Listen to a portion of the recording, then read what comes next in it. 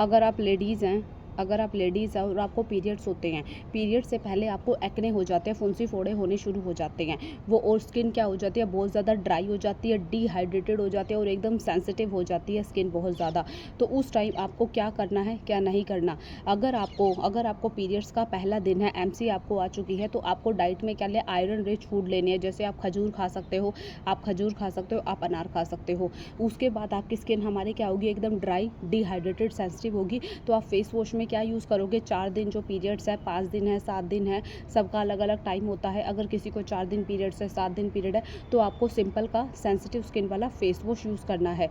आपको अपने पीरियड्स में क्या लेनी है, एक तो आयरन रिच डाइट लेनी है, दूसरी आपको फाइबर रिच डाइट लेनी है। ज़्यादातर आपको हाइड्रेटिंग फूड खाने हैं, जैसे कि आप लस्सी पी सकते हो, आप खीरा खा सकते हो, ऐसी चीज़ें जैसे वाटरमेलन, आप तरबूज खा सकते हो, जिससे क्या होगा। और आपको अनार खाना है, इस टाइप की चीज़ें खानी है जिसमें कि आयरन का कंटेंट हो और आपके पीरियड का फ्लो अच्छा आए। सेकेंड डे, अब आ गया सेकेंड डे, क्योंकि अब फर्स्ट डे जो होता है ना, एमसी का दिन होता है, उस दिन आपकी स्किन क्या हो जाती है, बहुत ज़्यादा सेंसिटिव होती है। इसलिए आप उस वक्त ना तो थ्रेडिंग करवा सकते हो, अगर आपको मेंस्ट्रुएशन आ रही है, ब्लीडिंग हो रही है, ना तो आप उस वक्त फेशियल करा सकते हो, ना ही आप उस दिन क्या होते हैं, वैक्स करा सकते हो। तो फिर अगर आप ये सब ट्रीटमेंट अगर लेते हो, तो आपकी स्किन बहुत ज़्यादा सेंसिटिव हो जाएगी और एक्ने प्रोन आपको बहुत ज़्यादा हो जाएंगे, अगर आप एमसी के टाइम ये सब चीज़ें कराओ।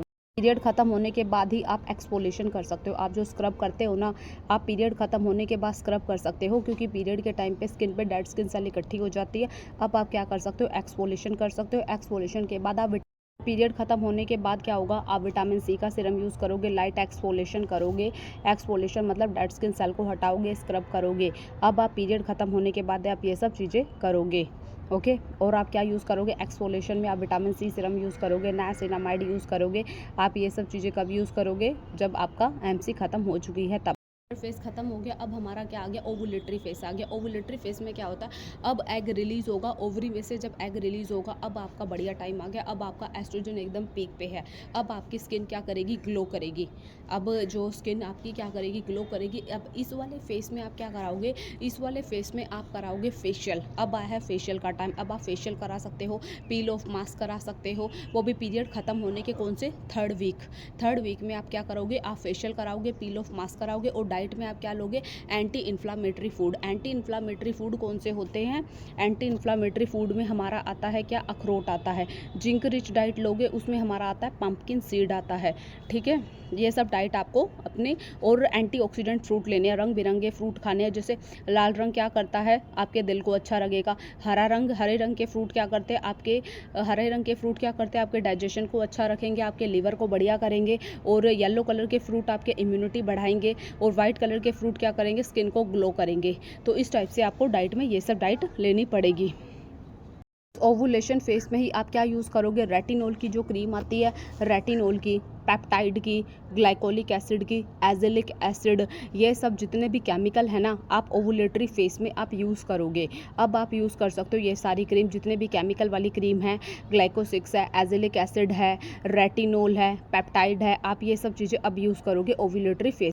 पीरियड से पहले आपके मूड स्विंग होते हैं ना, क्रेविंग होती है खाने की, चॉकलेट खाने की क्रेविंग होती है, तो वो आपका क्या होता है, पीरियड का लास्ट फेस होता है, वो ल्यूटियल फेस होता है। उसमें क्या होता है, जो आपका जो फॉलिकल था ना, वो टर्न होगा कॉर्पस ल्यूटियम में। तो अब आपको जो ये सब क्रेविंग हो रही है, डार्क चॉकलेट खाने का मन कर रहा है, अगर आपके पास डार्क चॉकलेट नहीं है, तो आप क्या कर सकते हो, आपके अंदर कमी किसकी हो रही है, मैग्नीशियम रिच डाइट आपको चाहिए, तो आप डार्क चॉकलेट की जगह आप केला भी खा सकते हो, ठीक है। आप इसमें लास्ट वाले फेस में आप क्या लोगे, एक तो मैग्नीशियम रिच आपको डाइट लेनी है, दूसरा विटामिन बी कॉम्प्लेक्स के आपको फूड खानी है, ओके। और इस वाले फेस में क्या होते हैं, जो ये वाला एरिया है ना, जो लाइन वाला, इस वाले एरिया पे, जो वाले एरिया पे आपको एक्ने बहुत ज़्यादा हो जाते हैं, आपकी चिन पे एक्ने हो जाते हैं पीरियड आने से पहले, क्योंकि हमारा टेस्टोस्टेरोन, एस्ट्रोजन है, जो लेवल है सारे हार्मोन्स का ड्रॉप डाउन हो चुका है। क्योंकि अब क्या होने वाले हैं, इसके बाद डायरेक्ट हमारी यूटेराइन लाइन है, वो क्या होने वाली है, ब्रेक होने वाली है। तो पीरियड से पहले आपको इसलिए ये सब महसूस होता है कि भाई आपके जो चेस्ट है, यहाँ पे भी आपको पेन फील होता है। तो फिर इन सब चीज़ों के लिए अब हम क्या करेंगे, और स्किन आपकी कैसी हो जाती है, स्किन आपकी एक्ने प्रोन हो जाती है पीरियड से पहले, ओके। होने से पहले आपकी स्किन बहुत ज़्यादा ऑयली हो जाती है। ऑयली है तो आप क्या यूज़ करोगे, आप क्ले का फेस मास्क, क्ले वाला फेस मास्क यूज़ कर सकते हो, आप सैलिसिलिक एसिड यूज़ कर सकते हो, आप विच हेज़ल यूज़ कर सकते हो। ये सब क्या करते हैं, आपके ऑयल को कम करते हैं। दूसरा, एक्ने क्यों होते हैं, बैक्टीरियल इन्फेक्शन हो गया है। बैक्टीरियल इन्फेक्शन को ख़त्म करने के लिए हम बेंजोइल परऑक्साइड क्या करता है, बैक्टीरिया को किल करता है।